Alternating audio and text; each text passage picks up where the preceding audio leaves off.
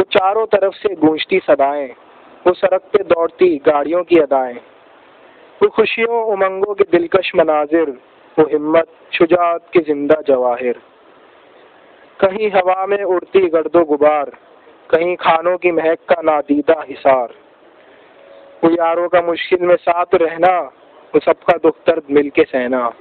اب آتی ہے جو یاد بے قرار ہو جاتا ہوں، اپنوں کے سپنوں کی امید لیے سو جاتا ہوں، بس ہر آشنا کی کچھ اچھی باتیں سنوارتی ہیں آ کر میری یادیں، میری زینت، میری عزت، میری مدحت، میری شناخت، میرا فخر، میرا وطن۔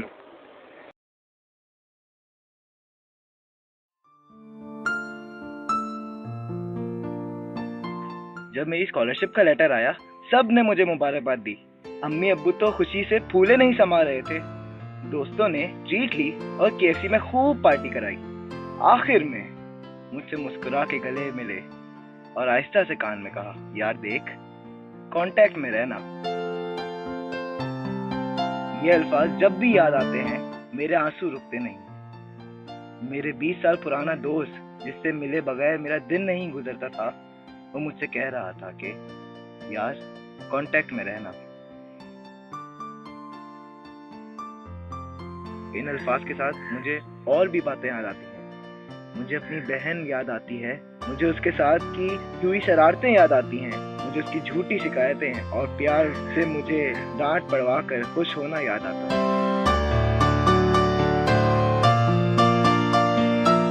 میں نے اپنی خوشی کے لیے کتنے لوگوں کو دکھ دیا، پھر میں پتہ نہیں کیوں خوش نہیں ہوں۔ یہاں کی ہر اچھی بات سے مجھے اپنے ملک کی 10 اچھی باتیں یاد آتی ہیں۔ اردو زبان جس سے مجھے نفرت تھی، اب مجھے اردو یاد آتی ہے۔ میں جب یہاں AC میں ایگزامینیشن ہال میں بیٹھا سکون سے پیپر دے رہا ہوتا ہوں، مجھے خراب پنکھوں کے نیچے ایک دوسرے کو کوشچن پیپر پہ آنسر لکھ کے دینا یاد آتا ہے۔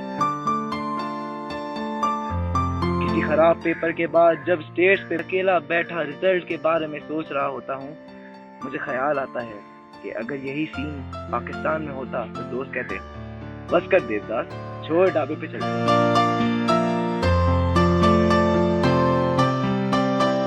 رمضان میں جب فاسٹ فوڈ سے روزہ افطار کر رہا تھا، مجھے امی کے ہاتھ کی بنی ہوئی چاٹ اور دہی بڑے یاد آتے ہیں۔ مجھے چاند رات کی شاپنگ اور عید کا اہتمام یاد آتا ہے۔ مجھے بھرے ہوئے بازار اور بکھرے ہوئے رنگ یاد آتے ہیں۔ مجھے بہت یاد آتی ہے ہر چیز جو مجھ سے بہت دور ہے، بہت یاد آتی ہے۔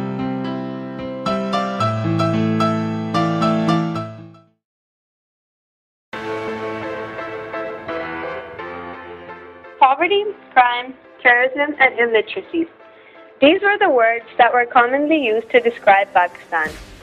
My friends and family were reluctant to let me go, but I was adamant to explore the land of my forefathers.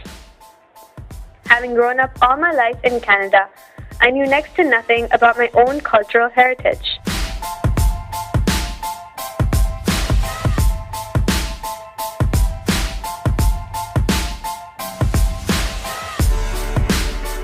Pakistan was a country like no other. With all its troubles, it was still a country struggling, fighting, developing, yet united and proud. The people were always ready to lend a helping hand, and their hospitality was unparalleled. The locals would often welcome me for a warm cup of tea, which would often turn into a several-course meal.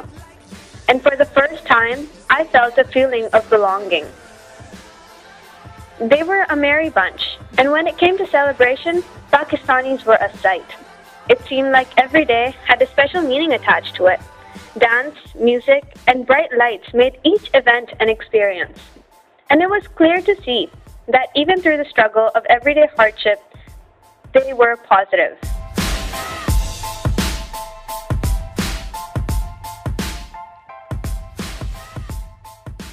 They were a fighting people, fighting their daily struggles.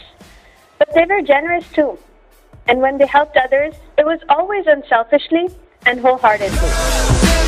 The Pakistan I experienced in those short days was rich in a culture unique from any other. One did not need to go to an art gallery. Art was everywhere. On the buses, walls, rickshaws, and on the very clothes they wore. The art alone spoke many volumes. and it was hard to believe they weren't done by professionals. I came to realize this place, this country, had so much more to offer. It was full of promise and hope. Never had a journey left me in pieces. I was reluctant to go back, but I realized this place would always be home.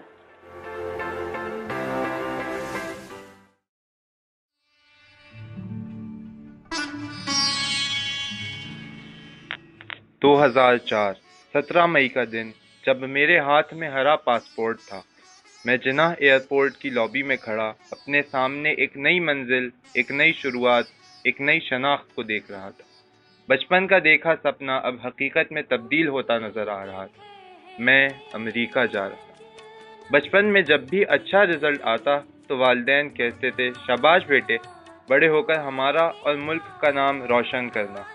تھوڑا بڑا ہوا تو اس جملے میں سے ملک کا نام روشن کرنا نہ جانے کس وجہ سے خارج کر دیا گیا۔ جب یونیورسٹی میں داخلہ لیا تو ابا کو کسی سے یہ کہتے ہوئے سنا کہ بس تھوڑی محنت کر لے تو انشاءاللہ گریجویٹ ہو کر باہر چلا جائے گا۔ شاید تبھی یہ آرزو دل میں اتری اور اسی آرزو کے لیے محنت کی، لیکن باہر نہ جا پایا۔ پھر 25 سال بعد وہی خواب بیٹے نے پورا کر دیا۔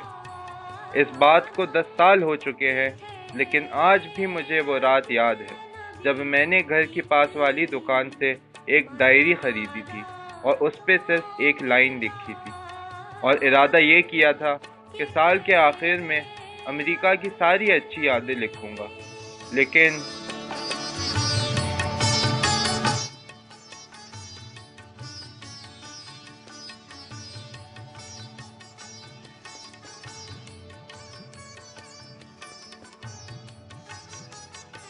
میرے ملک میں کیا تھا؟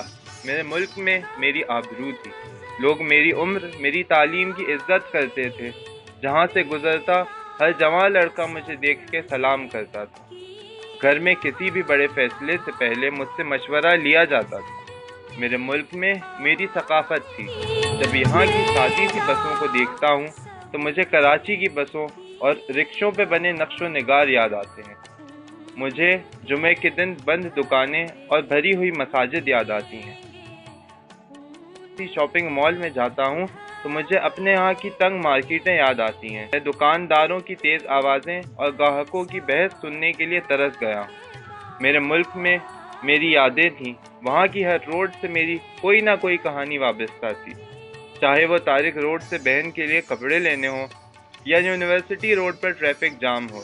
مجھے وہ بوڑھا ٹریفک وارڈن بھی یاد آتا ہے جو سڑک کے کونے میں کھڑا معصوم سی صورت بنائے ٹریفک کنٹرول کرنے کی کوشش کرتا تھا۔ مجھے ڈھابوں کی چاٹ اور پٹھان کے ہوٹل کی چائے بھی یاد آتی ہے۔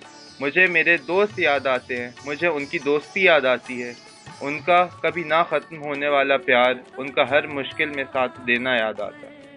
میرے ملک میں کیا تھا؟ میرے ملک میں سب کچھ تھا اور میں نے سب کچھ چھوڑ دیا۔ اپنی عزت، اپنی ثقافت، اپنے لوگ، اپنا ملک، سب کچھ۔ اس نگر کی الفتوں کا مجھے کچھ نہیں گما، اس نگر کی الفتوں کا مجھے کچھ نہیں گما، میں وطن میں اپنا دل چھوڑ آیا۔